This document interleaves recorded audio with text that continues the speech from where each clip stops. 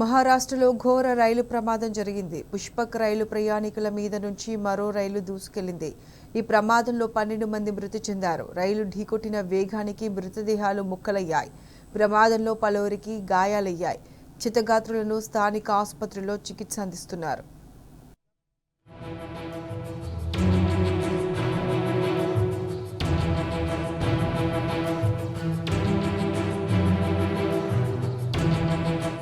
మహారాష్ట్రలోని జల్గావ్ సమీపంలో ఘోర రైలు ప్రమాదం జరిగింది.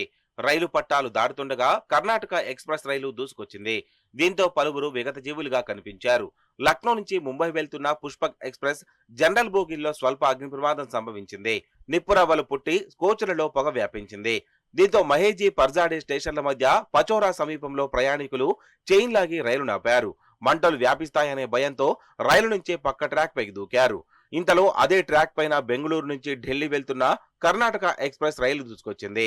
ట్రాక్ పై ఉన్న ప్రయాణికులను ఈ రైలు ఢీకొట్టడంతో పెను ప్రమాదం చోటు చేసుకుంది. అక్కడికక్కడే 12 మంది మృత్యువాత పడ్డారు. ఛిద్రమైన మృతదేహాలు, తెగిపడిన అవయవాలతో ఘటనా స్థలి భీతావహంగా మారింది.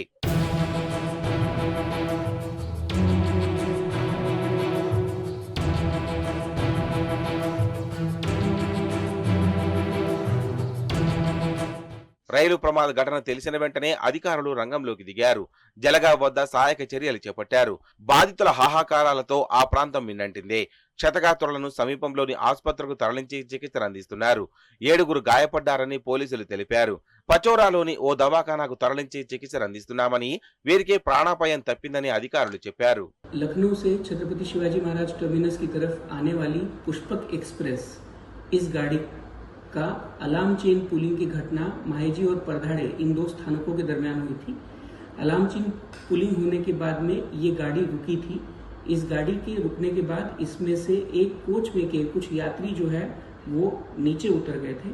उसी वक्त पे दूसरी डायरेक्शन में जाने वाली कर्नाटक एक्सप्रेस जो कि बेंगलोर से दिल्ली की तरफ जाती है, ये गाड़ी उस ट्रैक से पास हो रही थी। उस वक्त पे कुछ यात्रियों को 7 से 8 यात्रियों को इस गाड़ी की वजह से चोट आने की घटना सामने आई है। రైలు ప్రమాదంలో గాయపడ్డ వారికి మెరుగైన చికిత్సను అందించాలని మహారాష్ట్ర సీఎం దేవేంద్ర ఫడ్నవీస్ అధికారులను ఆదేశించారు.